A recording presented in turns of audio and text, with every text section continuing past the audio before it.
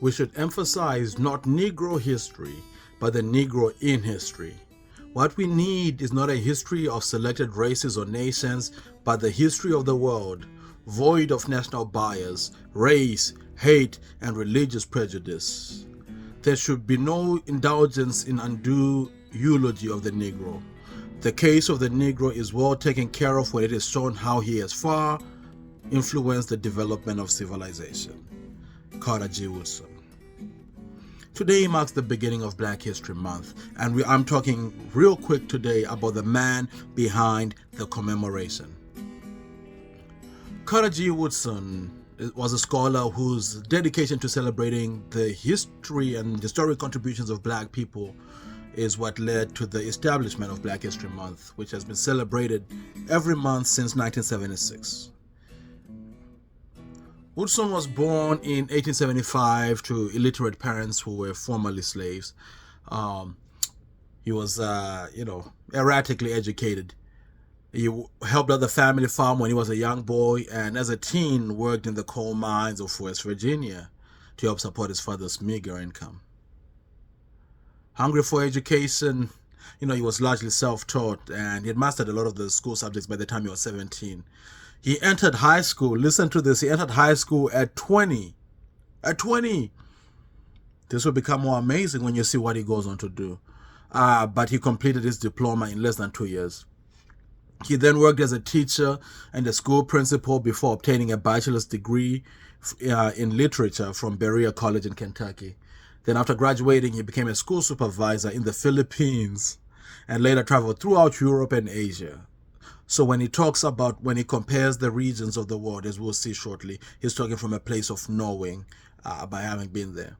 In addition to earning a master's degree from the University of Chicago, this is a man who started high school when he was 20. He became the second Black American after W.E.B. Du Bois to obtain a PhD from Harvard University. Right, the second Black American. He joined the faculty at Howard University, eventually serving as the Dean of the College of Arts and Sciences. Now, after being barred from attending the American History Association conferences multiple, despite being a dues-paying member, Woodson believed that the white-dominated historical profession had little interest in Black history. See, when you ask the question why these spaces exist, this is what it is. He saw African American contributions as being overlooked, ignored, and even suppressed by the writers of history textbooks and the teachers who use them. This is a direct quote from him.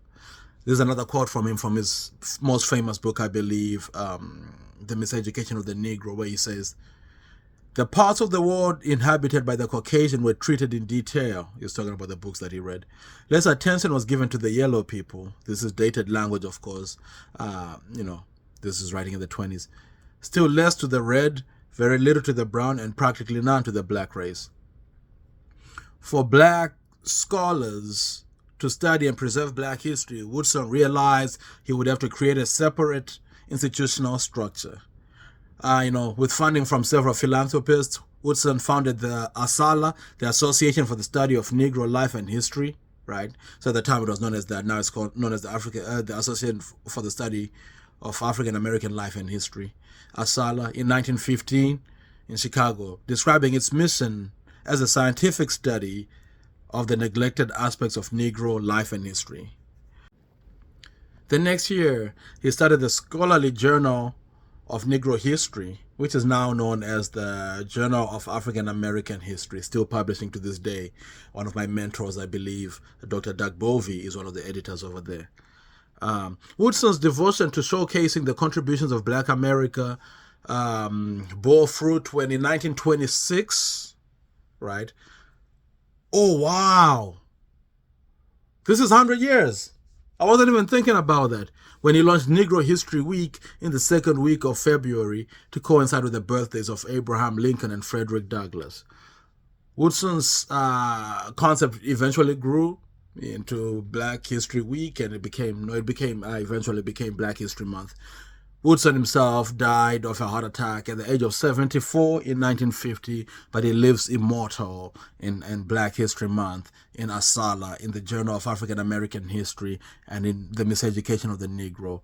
Some of the books that he published include A Century of Negro Migration in 1918, The Education of the Negro Prior to 1861 in 1919, The History of the Negro Church in 1921, and The Negro in History in 1922. Then, of course, the book I just spoke about, The Miseducation of the Negro. Fantastic text.